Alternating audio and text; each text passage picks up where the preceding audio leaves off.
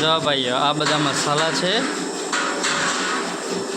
આ બધા મસાલા, આ કપડાં છે, કલર, પછી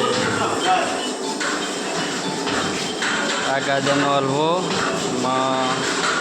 માવો શેકવામાં આવે છે. આ ગાજરનો હલવો બનાવવામાં પણ માવો શેકવામાં આવે છે. આ માવો શેકાય છે. આ રણછોડલાલ કારીગર છે, આઈવન હેલ્પર છે. આ બે માવો શેકે છે હલવા માટે. પછી એના આગળ જઈએ, આ ગાજર છે, આ ગાજર કહેવાય. આ ગાજર શેના છે, આ ગાજરનો કારીગર છે. આ પાણી ભરાય છે.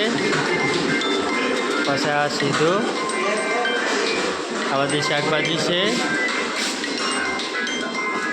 આ તેલના ડબ્બા, આ રાઈસ આવી, આ ખોડનું કટ્ટું આવ્યું.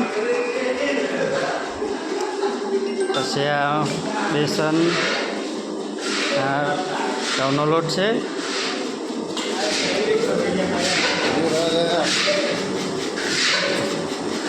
આ માવો શેકાય છે.